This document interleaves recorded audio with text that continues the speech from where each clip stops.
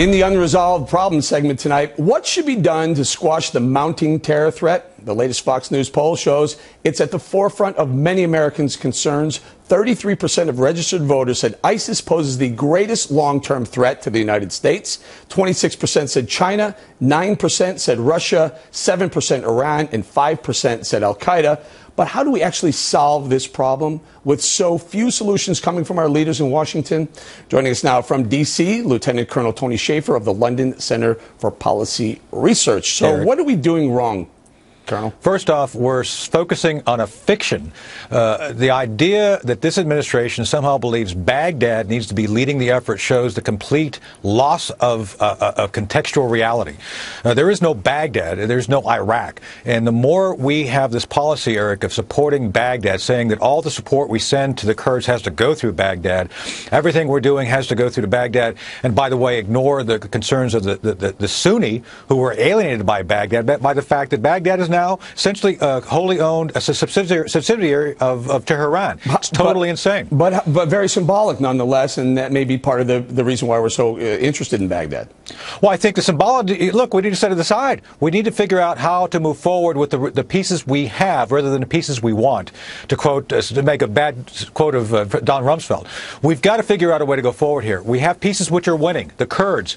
We were actually in with Senator John McCain about 10 days ago, meeting with he and the Kurds on this. Eric, the Kurds are winning. So for goodness sake, what better than to throw in people who actually have the will to win and ability to win and figure out a way to just set aside what we want to do with Baghdad. Baghdad's not going to be helpful here. Okay, so right now, Colonel, we did the math on it. There's been about 4,700 airstrikes since we started this 10 months ago. That comes to 15 per day.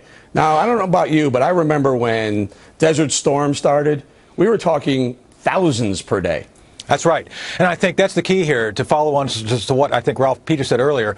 You have to be completely committed to winning. That means upwards of 100 to 200 airstrikes a day. And some of those, Eric, you're talking about, those 15 per day, half of those, the airplanes come back with the ordnance still on them, which means they didn't drop anything. So we are not in this to win it. Secondly, we have to organize the resources which we actually have available to us. I've put forth, London Center's put forth the idea of an Arab NATO. We have people, we have invested in foreign militaries in that region for the past 50 years. I was just at the Army War College this past week, and we have foreign officers from the nations we're helping over there attending university there. So why don't we then call in our investment? We've invested in the Egyptians, we've invested in the Jordanians, we've invested in the Saudi Arabians. Let's organize them for their own victory, their own defense, into an Arab-type NATO, what we're calling a Red Sea Treaty Organization. Because I'm not sure which side half of them would fall on, Colonel. It's getting to the point where, the three-state solution, Sunni, Shiite, and Kurd, may not be such a horrible idea. Exactly. And that's our point here. You've got to find a way. You guys were just talking about the Iranians. Look, we got to have something that basically counters the Iranians quickly. So you've got basically the Sunni crescent that can actually kind of organize the Egyptians, the Jordanians, and Saudis. They have plenty of money. We've trained them. For goodness sake, if our training is not good, then what worth is it? And allow for this three-piece partition, if you will, to come into existence. If we don't. And by the way, if we don't work with it to happen, it'll happen without us, and then we will have even more problems. Well, do we risk under that scenario where the ISIS group from Syria and that portion of Iraq, will they eventually try and work their way to the other two regions? Will the Kurds be more at risk if that happens? I think it's true. You have to consider the fact that if you don't do anything, and if we sustain the current action, the current course, ISIS will continue to spread like a huge Ebola virus, if you will, for terrorism. So, again, Eric, we've got to be very clear on this. Our tactics must be focused on stopping ISIS and then strategically looking at how we can settle the whole region, perhaps considering these breakup of the traditional boundaries and finding a way to de-radicalize the Muslim faith, taking violence out of it. Stop right there. Sure. Finding a way to de-radicalize the Muslim faith. Now, I think you may have just hit on the solution. However, It's been about 1,400 years that they've been trying to figure that out.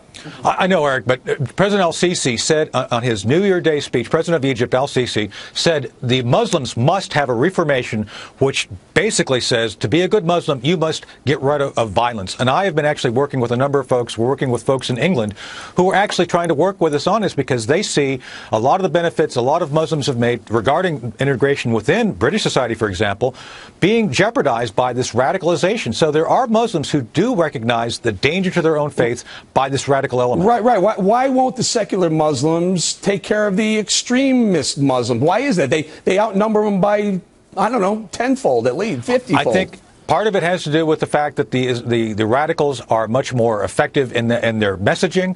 They're much more effective, and let's face it, they kill people. So you've got to be able to find a way to defend those who are trying to basically get. President al-Sisi, for example, is under constant death threat for saying what he did. So this is where we can be helpful. We can't do it for them, but the long-term solution, obviously, first, right up in front of us, stopping ISIS and its spread. Secondly, then looking at how we can settle the region. Third, looking at how we can bring those elements of the Muslim faith together to help them de-radicalize their own faith. That is what we have to do to be effective. It strikes me that that's the only solution to it. It strikes me that it doesn't matter. Al-Qaeda becomes ISIS, becomes the next thing, unless the secular Muslims put the heat on the extremists. And right now it doesn't feel like they're doing it.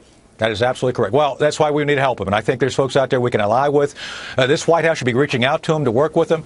Eric, the more this White House denies the fact that radical Islam is the problem, the more time it's going to take to resolve this. I hear that, Colonel Shaffer. Thank you very much.